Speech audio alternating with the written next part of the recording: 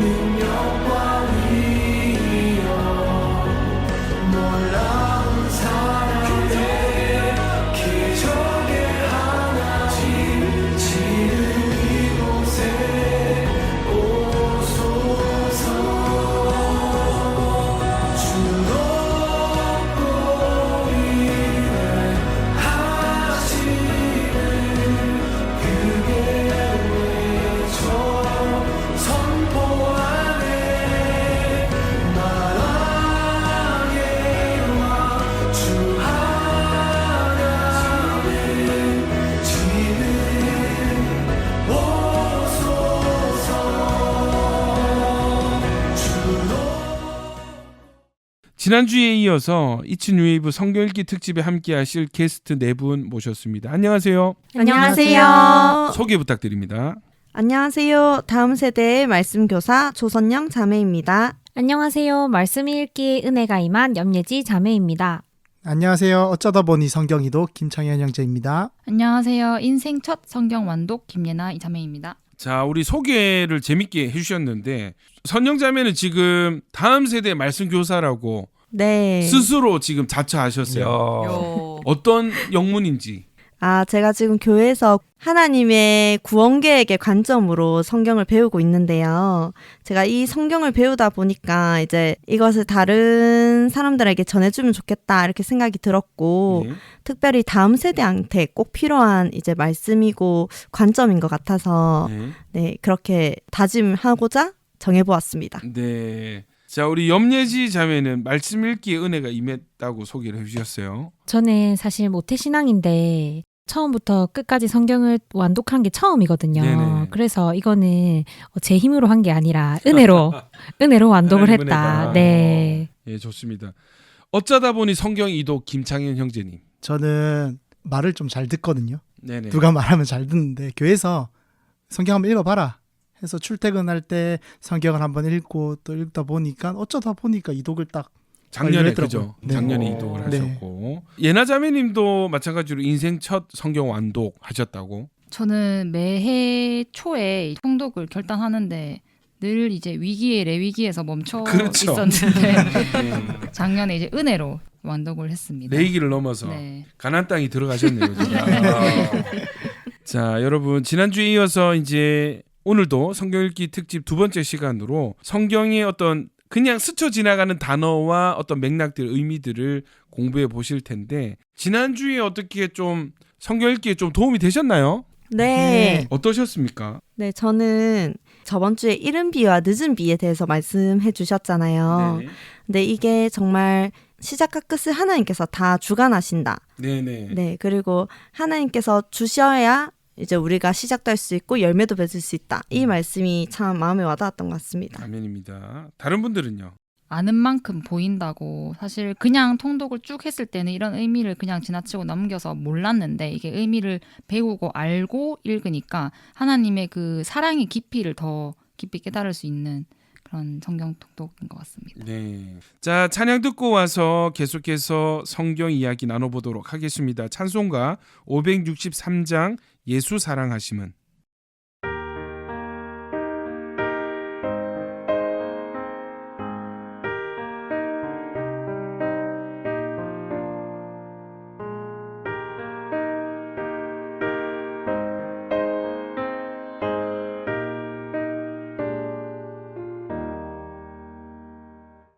예수 사랑하심을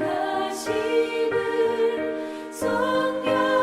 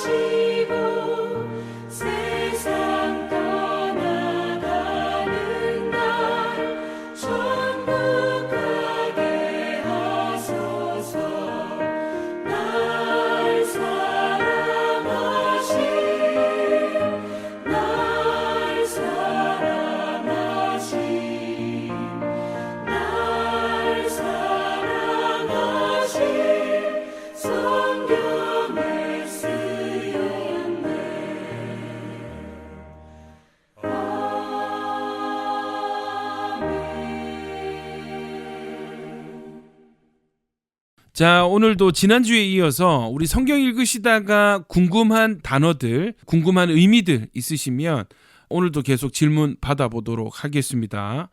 자, 먼저 선영자매님. 네, 저는 마태복음 읽을 때 그 혈루병 걸린 여자가 나오잖아요. 네네. 근데 그 여자가 예수님의 옷자락을 몰래 가서 잡았다고 나왔는데 왜 몰래 가서 잡았을까요? 그게 항상 궁금했습니다. 그 몰래 안 잡으면 어떻게 잡고? 와락 길을 껴는 비키시오. 와라. 와락겨 하는 예수님 하면서 예. 예수님 멱살을 움켜 잡거나 뭐 그런 거 생각하시는 거 아니에요? 네, 맞습니다. 네, 맞습니다. 왜 예수님의 멱살을 잡지 않고 몰래, 네, 몰래 옷자락을 들어가서 네. 예, 잡았는가? 잡았을까? 이 질병에 대한 율법이 있는데요. 여러분, 이 나만 아프고 많은 병이 있고 다른 사람들에게 영향을 미치는 병이 있습니다. 그러니까 율법에 부정한 자라고 이렇게 명시하는 병이 있는데 혈루증을 앓고 있는 여성이 바로 부정한 자. 레위기서 15장 19절부터 보면요. 이제 어떤 여인이 유출을 하되 이 유출을 하는 동안에는 부정한 기간이다. 이렇게 얘기를 했는데 이 혈루병은 뭐냐면 유출이 멈추질 않는 거예요. 이해되시죠? 계속 여성이 월경 주기 외에도 지속적인 출혈이 있는 상태. 레위기에서는 여자가 출혈할 때는 부정한 상태라고 얘기를 하는데 그거 아십니까? 부정한 상태에 있는 사람이 멀쩡한 사람과 접촉이 되면은 그 사람도 부정하게 됩니다. 그래서 부정한 상태에 있는 사람은 다른 사람들과의 접촉을 피해야만 하는 거예요. 이게 공동체 규칙이고 율법인 거예요. 그래서 부정한 상태에 있는 사람은 보통 공동체와 격리되어서 홀로 지내야만 했습니다. 그러니까 이 혈루병 걸린 이 여자, 자 성경에 12회 혈루병 앓는 여인이라 했으니까 이 여인은 12년 동안 가족과 분리되어서 혼자 살았던 거예요. 그리고 사람들 사이를 지날 때에도 나는 부정합니다. 나는 부정합니다. 이렇게 알려서 사람들이 자기 몸에 닿지 않도록 해야 돼요. 그러면 다른 사람들이 마을 사람들이 이 여인을 어떻게 대했겠어요? 우리 코로나 기간에 기억나시죠? 네. 완전히 병균 취급당했잖아요. 네. 똑같은 거예요. 그 기간이 12년 동안 야. 얼마나 외롭고 또 얼마나 서러운 인생을 살았겠어요. 만약에 이 여인이 자기가 부정하다는 걸 고지하지 않고 다른 사람들을 접촉시켜서 그 사람들을 부정하게 했을 때는 여러분 돌에 맞아 죽을 수 있습니다. 네, 규칙을 어겼기 때문에. 자, 그런데 이 여인은요. 낫고자 하는 갈망, 그 갈망은 뭐냐면 예수님은 이 병을 반드시 고쳐주실 수 있는 능력이 있으시다. 이 믿음이 얼마나 확고했던지 돌에 맞아 죽을지언정 옷자락만이라도 잡아야 되겠다. 그러니까 예수님이 이 여인의 믿음을 칭찬하시죠. 내 믿음이 너를 구원하였다. 그러니까 이게 믿음이라는 거예요. 자, 그런데 여러분 혈루증 걸린 여인이 만진 옷자락이 무엇이었을까요? 여러분 유대 문화를 잘 모르는 우리는 그냥 이게 바닥에 쓸고 다니는 긴 원피스 같은 그 옷자락 잡았다 이렇게 생각을 하잖아요. 네. 여러분 유대인들의 겉옷에는 옷술이 달려 있습니다. 술? 옷술의 이름이 헬라어로 찌찌트. 이 찌찌트는요 유대인 남자라면 모두 있었고 이게 신분증 같은 증표고 신성한 표식이었대요. 그래서 어떤 사람들이 자신의 믿음이 좋다고 자랑하려고 이 더 길게 늘어뜨려서 이거를 이제 땅에 질질 끌고 다녔다고 그런 사람도 있었대요. 유대인들은 이 찌찌트에서 이 옷술에서 어떤 능력이 나온다고 믿었다고 합니다. 그러니까 이 여자가 예수님의 옷술에 어떤 능력이 나오지 않을까? 이 그 사람을 상징하는 증표와 표식이니까 예수님이 하나님의 아들이라면 이 옷술에서 어떤 능력이 나올 것이다 라고 생각을 했던 거예요. 자, 그런데 이 옷술은요 전통적으로 가족 관계가 아닌 외부인은 절대로 만질 수 없는 부위입니다. 그런데 이 혈루증을 앓는 부정한 상태인 여인이 가족에는 만질 수 없는 그 옷술을 잡은 거예요. 예수님이 이 혈루증 여인에게 뭐라고 하셨어요?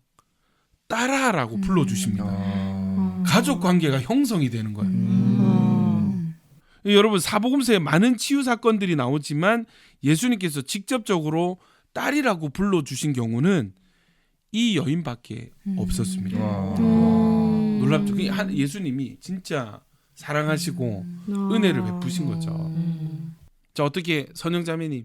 이 혈류증 걸린 여인이 진짜 처음에는 좀 불쌍하고 이렇게 느껴졌는데 이제 마지막에 예수님께서 딸아라고 불러주시잖아요. 네.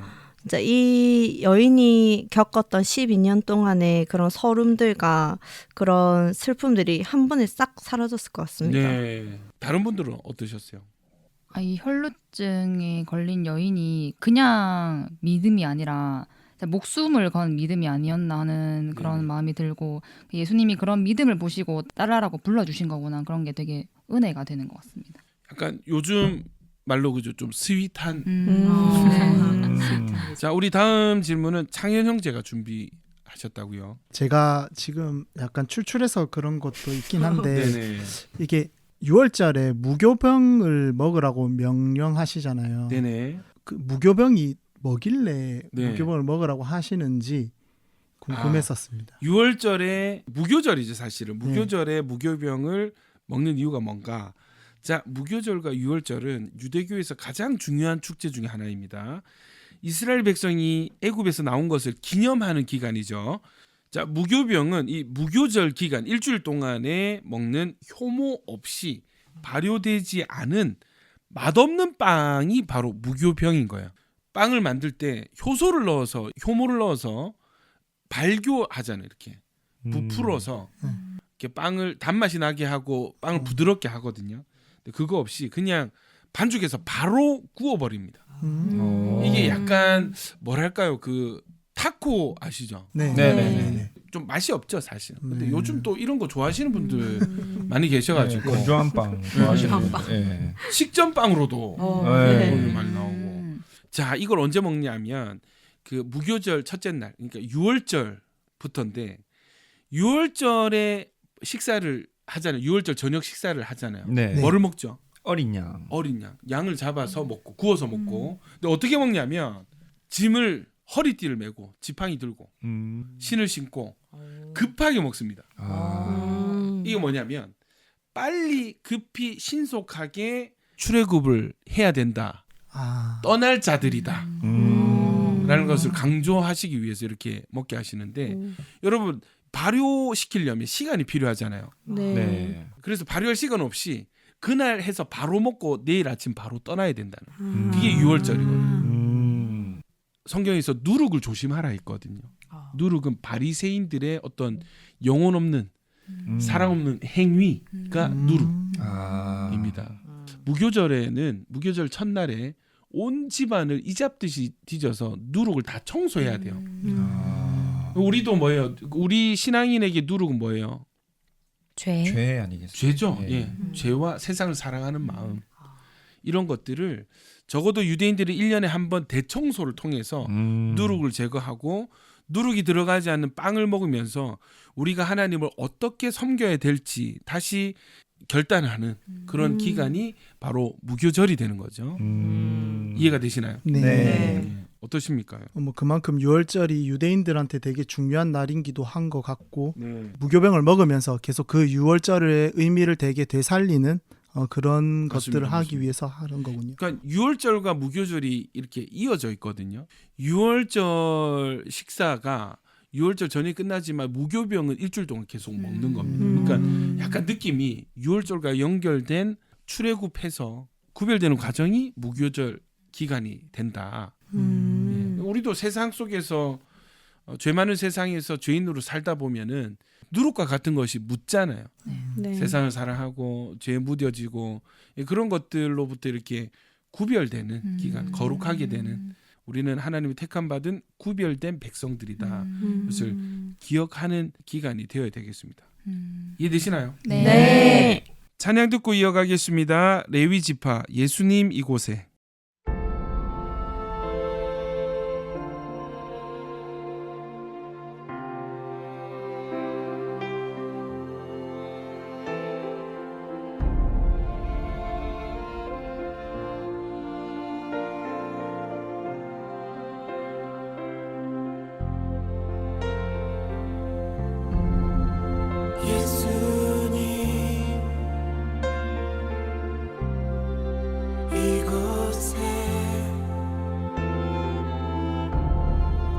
영광이 나를 감싸네. 예수님 이곳에 주 아름다움이 나를 덮네. 어떤 사랑이 가득하 왕의 자녀 삼으셨네. 주의 자비 날 감싸고 눈물 거두셨네. 주님 나의 눈 여시고 왕의 위엄 보이셨네. 주의 영광 날 깨우고 주 사랑 날 주께 이끄셨네. 예수님 이곳에 주 영광이 나를 감싸네. 예수님 이곳에 주 아름다움이 나를 덮네. 어떤 사랑이 가득하 구원 베푸신 십자가 난 거듭나 자유케 된 은혜의 자녀라. 주님 나의 눈 여시고 그 아름다움 보이셨네. 주 성령님 날 깨우니 주 이곳에 계신 나는 아네. 예수님 이곳에 주 영광이 나를 감싸네. 예수님 이곳에 주 아름다움이 나를 덮네.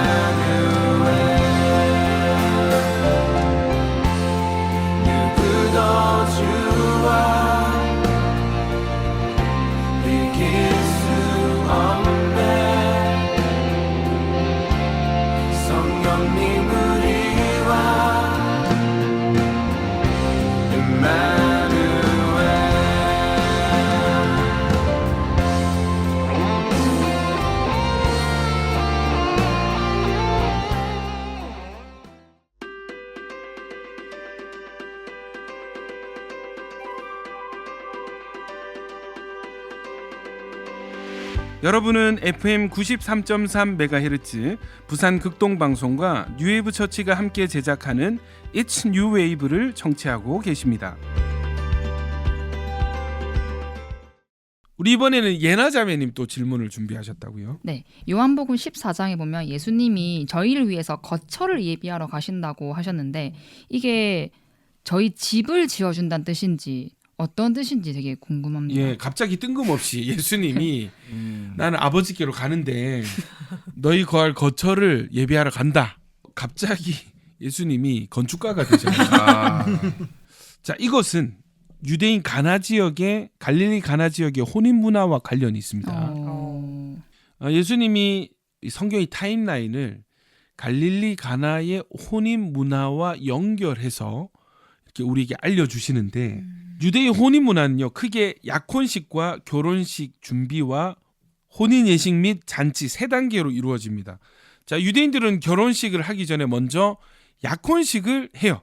자, 이 약혼식에서 신랑은 신부에게 포도주를 건네줍니다. 이게 이제 나의 아내가 되어 주시오. 이제 이 표현이거든요. 자, 신부가 만약에 이 신랑이 마음에 들어요. 그러면 어떻게 한다? 포도주를 받아서 마시고 마음에 안 든다. 어떻게 될까요? 신랑 얼굴에 아 드라마 너무 많이 봐가지고. 예, 이렇게 저리 가시오 이러면서 이제 포도주를 거절하게 되죠. 근데 보통은 다 포도주를 받아 마십니다. 이렇게 이제 약혼식이 끝이 나면은 신랑과 신부는 각각 결혼 준비에 들어가는데요. 신랑은 아버지 집으로 돌아갑니다. 그래서 뭐를 하냐면 신부와 같이 살아갈 신혼 집을 아버지 집 옆에 한켠에 건축을 해요. 신랑은 집을 준비하고 자, 이 기간 동안에 신부는 뭘 할까요? 이 결혼식 때 입을 드레스를 준비합니다.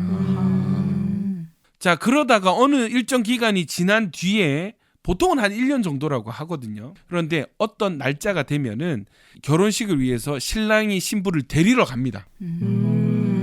그런데 이 날짜는 누구만 아냐면 신랑도 모르고 오직 신랑의 아버지만 아시는 거예요.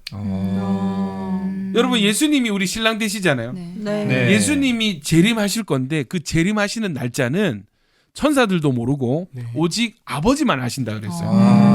딱 이 결혼식하고 똑같은 거예요. 자, 만약에 이 신랑이 신부를 이제 드디어 데리러 갈 때가 되었습니다. 그러면 신부는요 이때쯤 올 때가 됐는데 하면은 그때부터 신부의 들러리들과 함께 결혼 예식에 참여하기 위해서 드레스를 입고 매일 밤마다 이 드레스를 입고 또 들러리들은 등불을 켜고 기다려야 되는 거예요.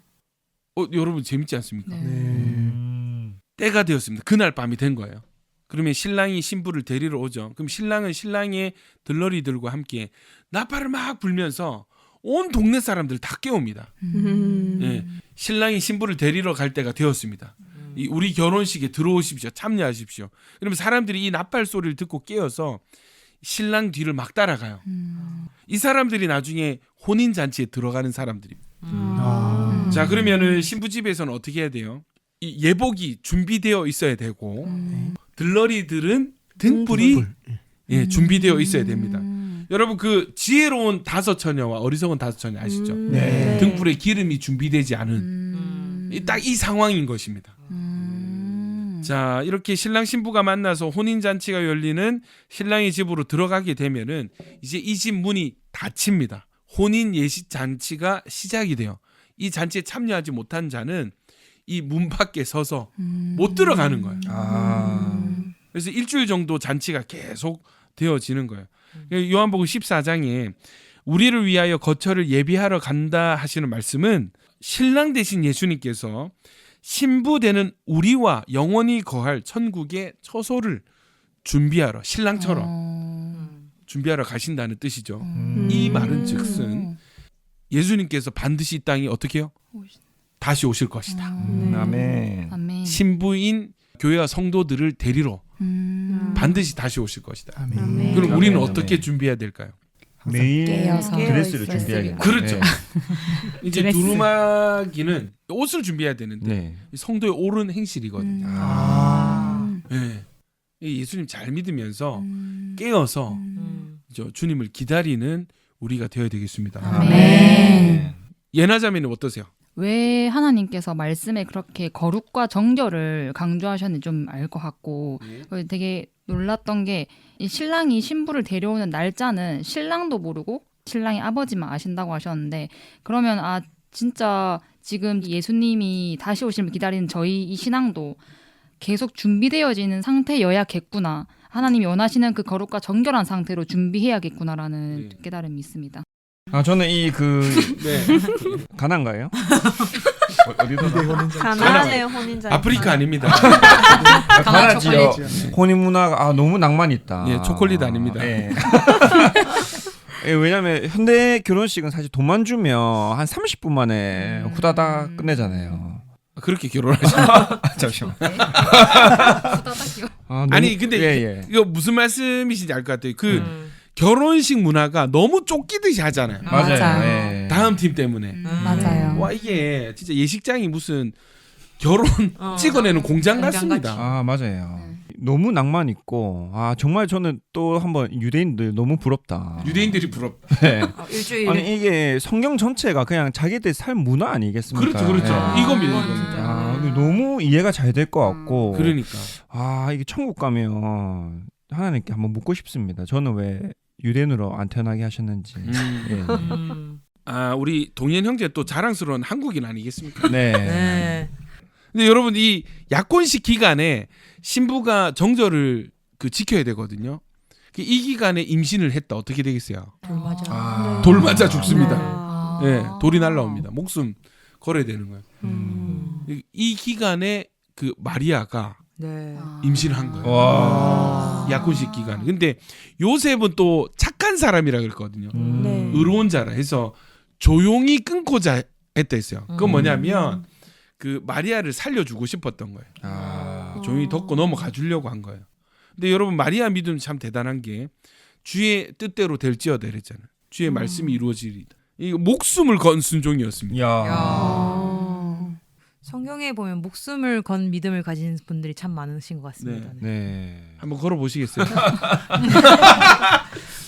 진짜 우리가 본받아야 될 신앙 아니겠습니까? 네. 뭔가 이게 스쳐 지나가듯이 읽는 구절들이 뭔가 유대 문화를 알고 하니까 정말 그 믿음도 다시 보이고. 네. 그래서 저는 어떻게 생각하냐면 하나님 주권대로 하나님 섭리대로 이루어지지만 그 하나님 나라를 이루어가는 과정 가운데 수많은 어떤 믿음의 선진들의 목숨을 건 순종들이 있었다. 그냥 되어지진 않았다. 하나님 보여주시는 것 같아요. 이렇게. 찬양 한 곡 듣고 와서 계속해서 성경 속 단어의 의미에 대해서 알아보도록 하겠습니다. 찬송가 478장 참 아름다워라.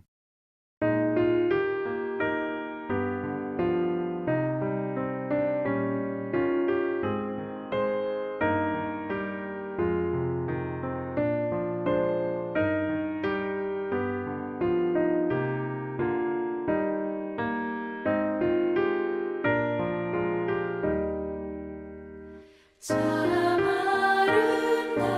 아름다워라 주님의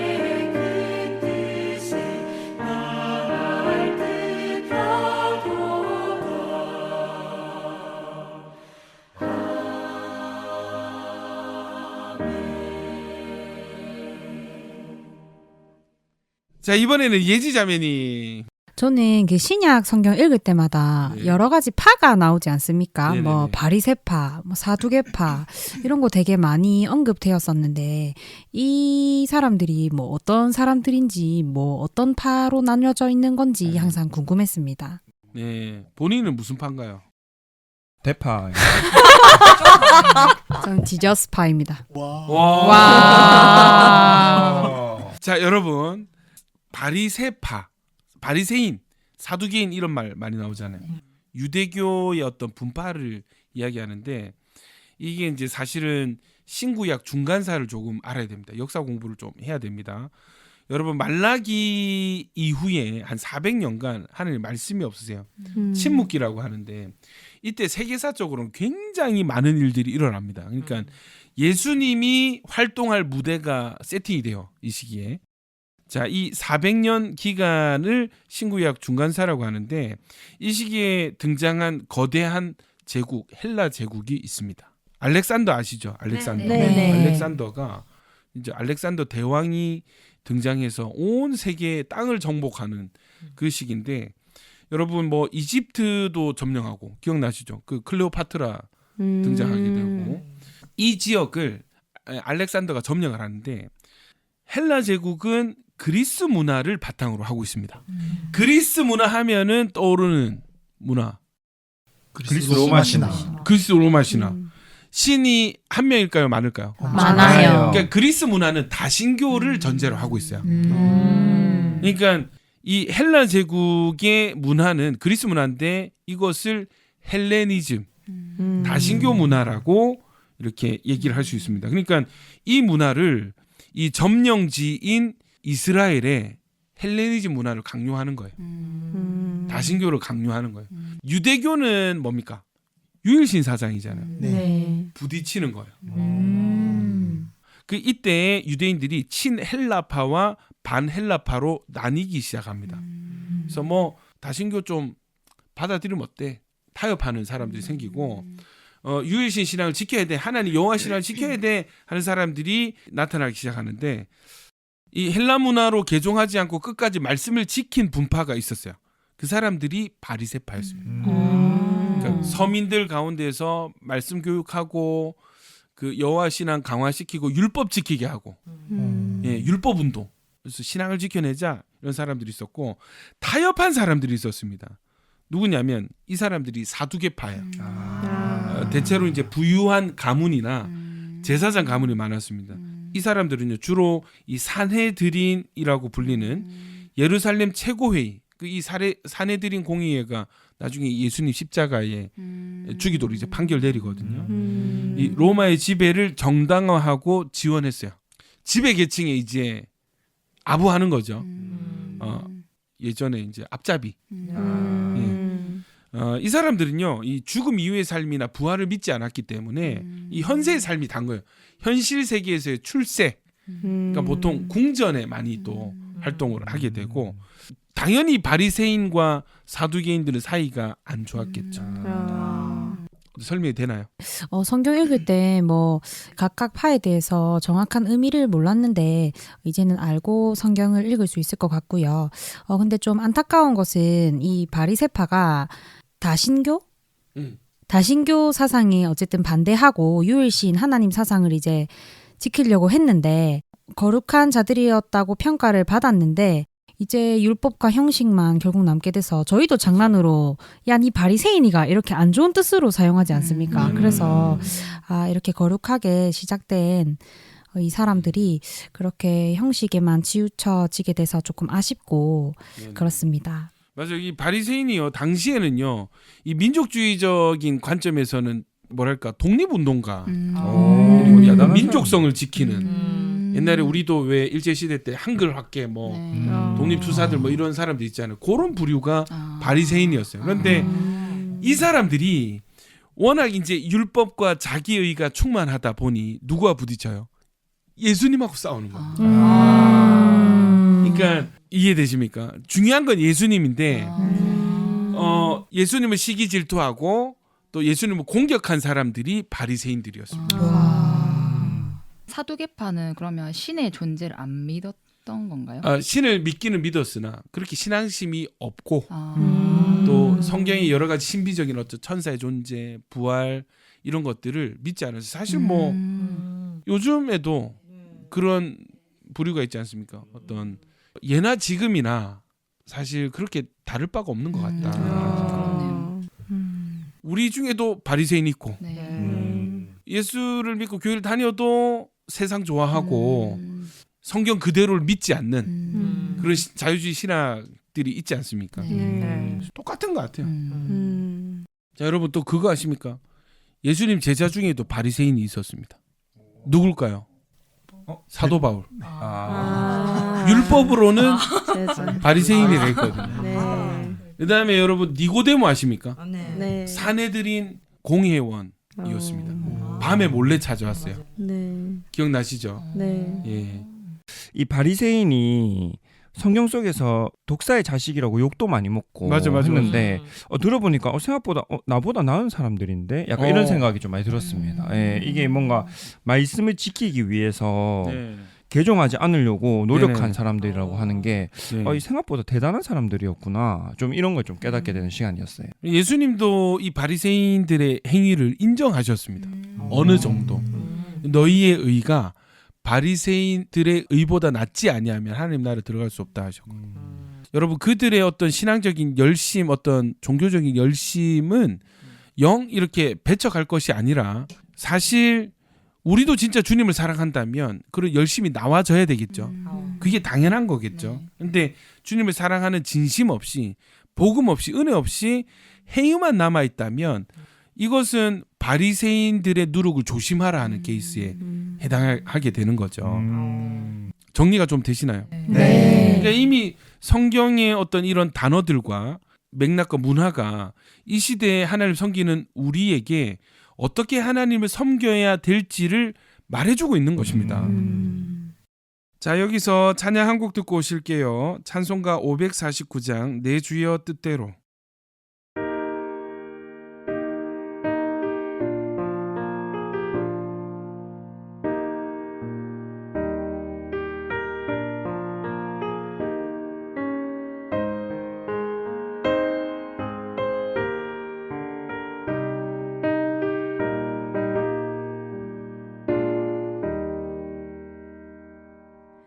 내 주여 뜻대로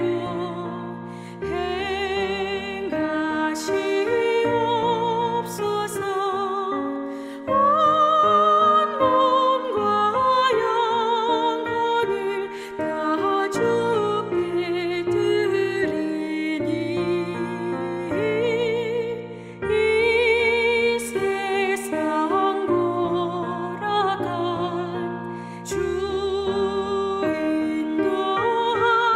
인도하시고 널 주관하셔서 뜻대로 하소서. 내 주여 뜻대로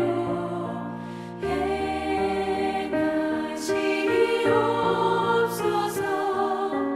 큰 근심 중에도 나 쉽게 마소서. 주님도 때로는 울기도 하셨네. 널 주관하셔서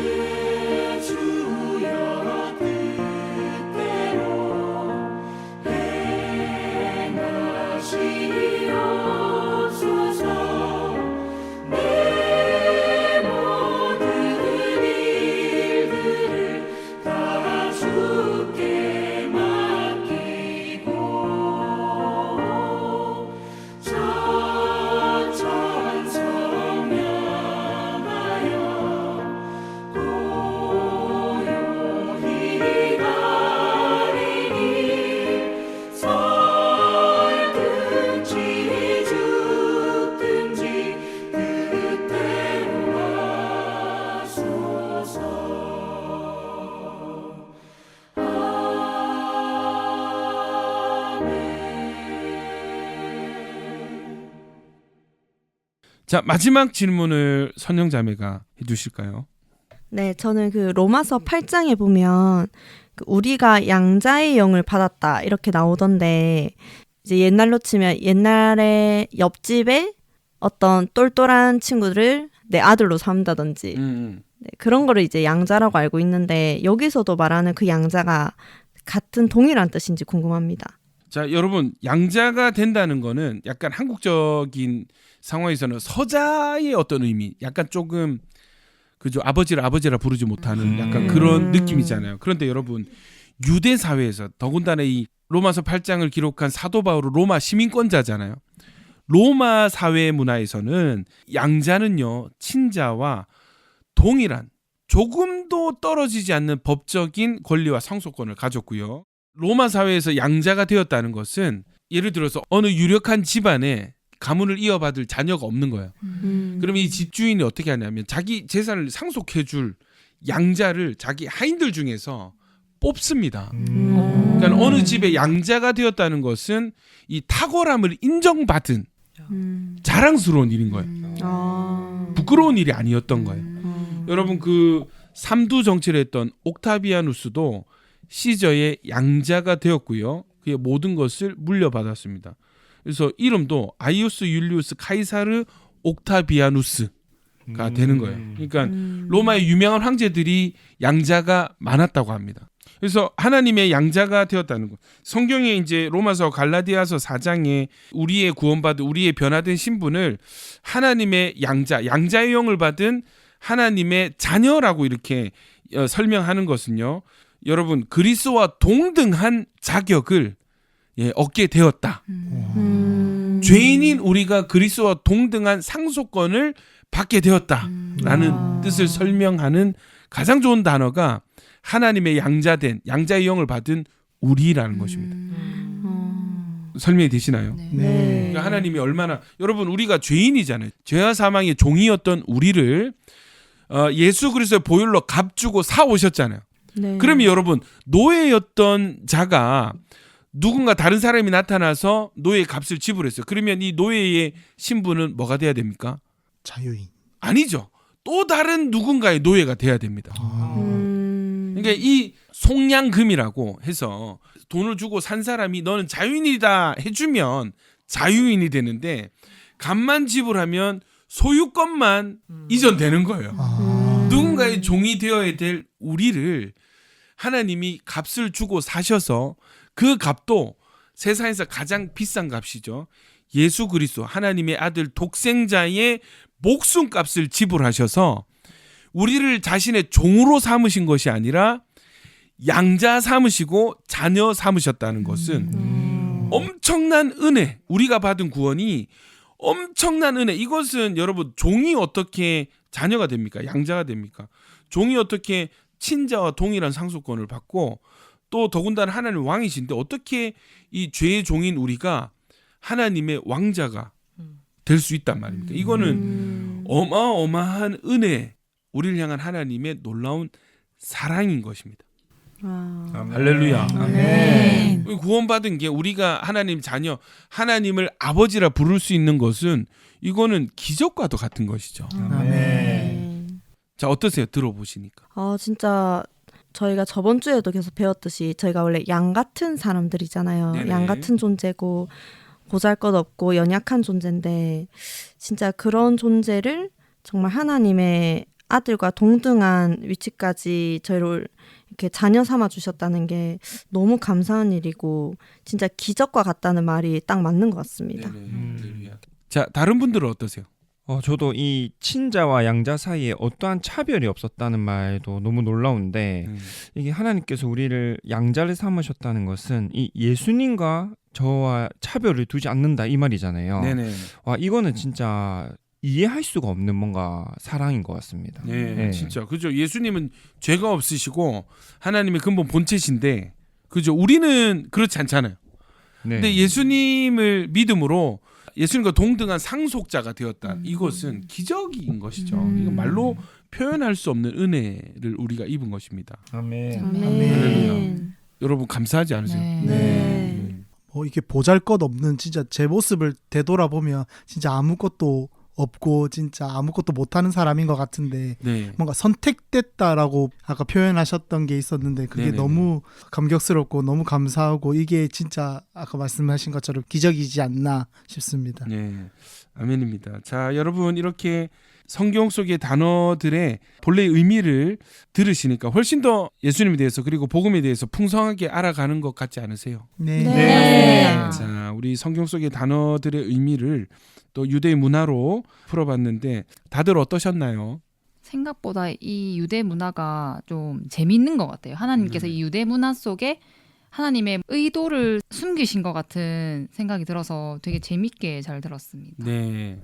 저는 올 한 해 이제 성경 통독을 할 때는 뭔가 더 풍성하게 그 의미들이 다 생각이 날 것 같습니다. 그래서 너무 재밌게 또 성경을 통독할 수 있을 것 같아서 기대가 됩니다. 다른 분들은요? 저는 성경 읽을 때 조금 이런 질문들을 그냥 내버려 두고 찾아보지 않았거든요. 네네. 근데 이번에 저도 이독을 도전하면서 성경을 읽을 때마다 좀 궁금한 점들이 있고 유대 문화에 대해서 조금 호기심이 생기고 질문이 생기면 메모해 뒀다가 네, 극동방송에 문의를 드리도록 하겠습니다. 예. 극동방송 일이 많습니다. 극동방송에 물어보지 마시고 그 요즘 여러분 그 AI 아시죠? 그 모르는 게 없어요 진짜. 거기 검색해 보시면. 다른 분들은요? 저도 오늘 이렇게 성경의 깊은 뜻을 알게 되니까 더 하나님의 사랑이 와닿는 것 같고 저도 이제 이독 다시 시작할 건데 이제 하나님의 사랑을 계속 곱씹으면서 읽어야겠다 이렇게 생각이 들었습니다. 예, 아멘입니다. 올해도 이도 화이팅입니다. It's New Wave 마무리할 시간입니다. 오늘 방송을 다시 듣기 원하시는 분들은 유튜브에 부산 극동방송 It's New Wave를 검색하시면 다시 들으실 수 있습니다. 물이 바다 덮음같이 부산을 덮는 복음의 파도가 되겠습니다. It's New Wave. 다음 주 토요일에 다시 만나요. 안녕.